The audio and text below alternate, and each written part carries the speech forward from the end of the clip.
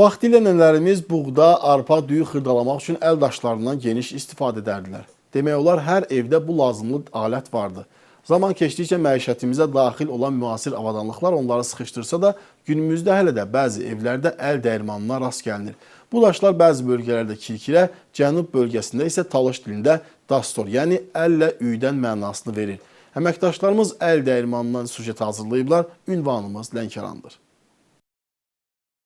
Bu mənim qaynanamındır. 71-ci ildə mən gəlin gəlmişəm, bunu görmüşəm burada. Vəsiyyət elədi ki, bundan istifadə edirdim. Məsələn, qonşular gəlirdilər bayramda, qoruğa çəkirdilər, ehsan verəndə, yəni ki, boğda çəkirdilər, hədiyyə aşı üçün. Bəlkə də 200-300 yaşı vardı, daşdı da, daşı nə qədər istəyirsən qalır da, çürümür, bir şey eləmir. Lənkəran sakini 73 yaşlı Minarə Quliyeva qaynanasından yadigar qalan əl dəyirmanını göz bəbəyi kimi qoruyur. Deyir, o əşyanı ki, atdın bir küncə, istifadə eləmədin, köhnəlib yararsız hala düşəcək. Gərək tez-tez işlədəsən ki, təzə qala. Həm də hazırladığın məhsul daha keyfiyyətli olar. Minarə xala dəyirmanda əsasən düyü üyüdür.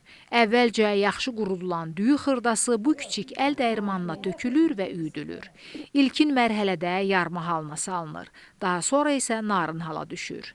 Ən dadlı yarma yerli Haşimi düyüsündən olur. Mən onu dükandan alıram, təmizləyirəm, yuyuram, təmizləyirəm, qoyuram, quruyur.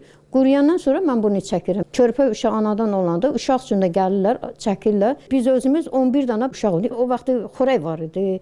Mamam çəkərdi beləncina, bizə verərdi. Mannidə südlə, sütə qatışdırardı, verərdi bizə. Bu daşlarda üyüdülən yarmadan bişirilən nemətlər, xüsusilə də Talış mətbəxinin təamlarından olan lökü, çanquru çox dadlı olur. Çanquru bişiririk, bir də lökü bişiririk bundan. Sonra da manni uşaq üçün nə lazımdır eləyirik. Sonra da oruç tutanda iftar üçün görürsən ki, manni adam eləyir. Həmişə mən bundan istifadə eləyirəm.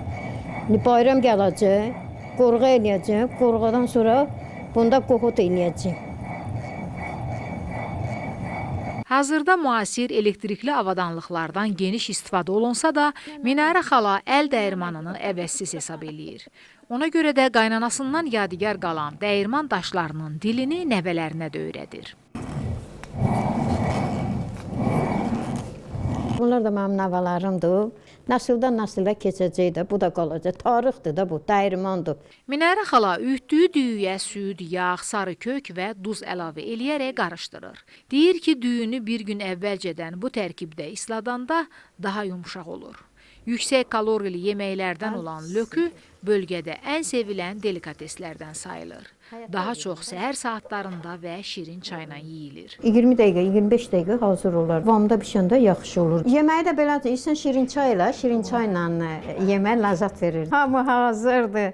Bu löküdür, bu da çanqırıdır. Minarə xanımın ürəyinin sevgisi, əlinin dadı, duzu ilə lökümüz və çanqurumuz artıq hazırdır. Əllərinizə sağlıq olsun Minarə xanım. Sağ olun ki, bizim bu milli mətbəxin ləziz nemətini bişirirsiniz, yaşadırsınız və biz də efir vasitəsilə tamaşaçılarımıza bir daha çatdırırıq. Sağ olun, höşük. Siz də sağ olun, yeyək, bəli, dadına da baxaq. Allah ürəyinizə məktəbi versin.